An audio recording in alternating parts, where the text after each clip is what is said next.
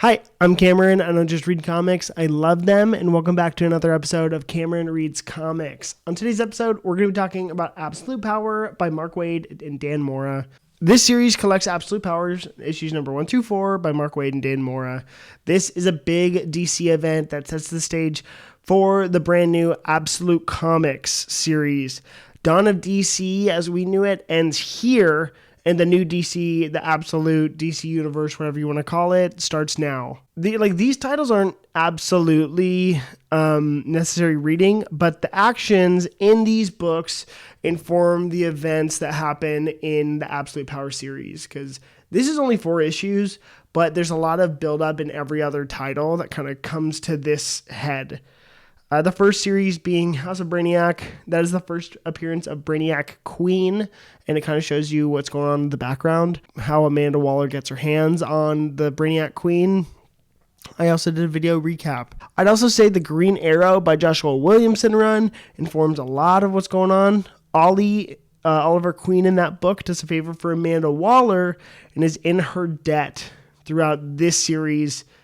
That's kind of what's happening. Batman by Chip Zdarsky is the first failsafe who became a major player in this arc. And I think that Chip Zdarsky's failsafe arc caught everyone by storm so much, like the beginning of it, that they needed to carry him in to everything else going on in the DC universe. And so he first appears here. And I also think that I'd say the Suicide Squad. I know there's a Suicide Squad Dream Team book and there's a Task Force Z book. I think the Dream Team one, I haven't read, but DC has been pushing Nicole Maines, the writer, who is an actress on the show Supergirl. They were pushing her like gnarly. So I think that has a lot to do with the direction of Amanda Waller in the series and Dreamer. So they all interact. I didn't read those, but I totally understood the event. Okay, now for the story.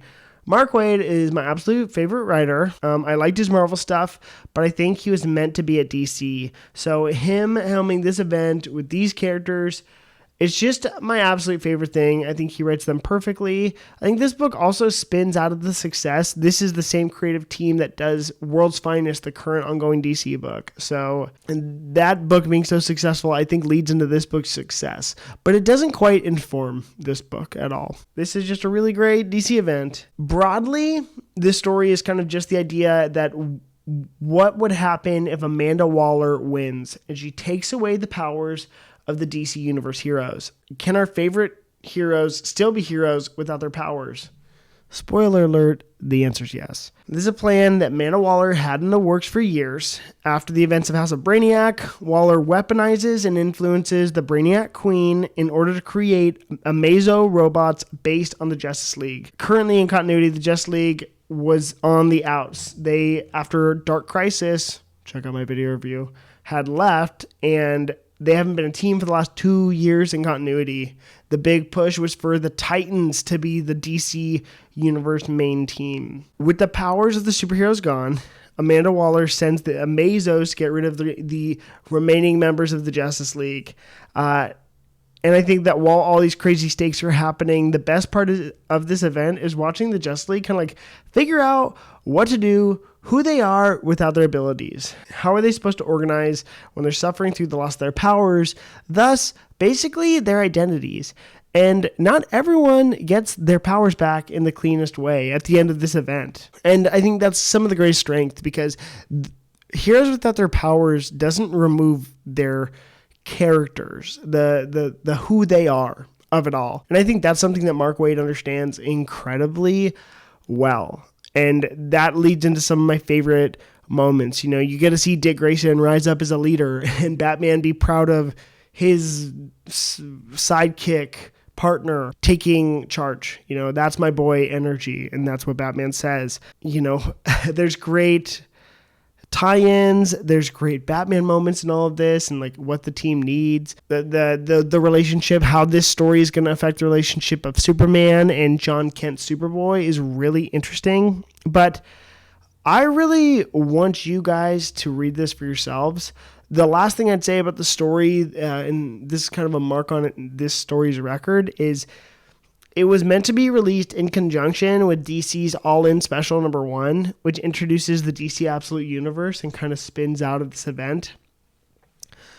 I think that that's a mark on the record of this book, because by issue 2 was San Diego Comic-Con, and that's when DC was pushing All-In.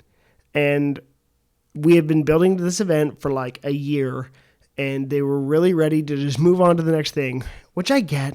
That's their job. But I'm like, let's just like occupy the absolute power space for a hot second. And the day issue 4 came out of this series, which was the last issue, DC All-In number 1 came out, which is cool and everything, but I didn't love it. Okay, for the art in this book, I couldn't have asked for more from Dan Mora in this book. I think something about him on this event book was like the way it was colored was just incredible. He's done some great series. He's been a dynamo in the industry. DC snatched him up, and he has done now, from what I've seen, a great Detective Comics run with Mariko Tamaki. He did World's Finest with Mark Waid for a long time, and then he did Shazam simultaneously with Mark Waid. And that's when DC was like, okay, we see your potential, and we just want to use you everywhere. He really is one of the best talents that DC has. He's very much industry standard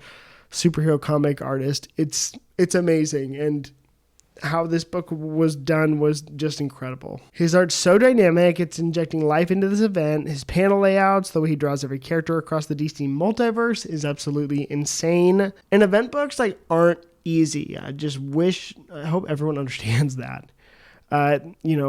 Sometimes it feels like they just throw people together, but this one felt very thoughtful and intentional, and Dan Mora brought his A game. They don't give a lot of them to a lot of artists because they just can't meet the deadlines. And that's the one thing we know about Dan Mora. He can meet the deadlines. Him being the guy on this book feels very tonally right for the trajectory of DC. It's a great fit for the house style. And his designs for every character are perfect. And some of the redesigned costumes that he does in this story are just incredible. The man can draw Batman. And so for the rating of this book, and the thing I don't love is that it's meant to be...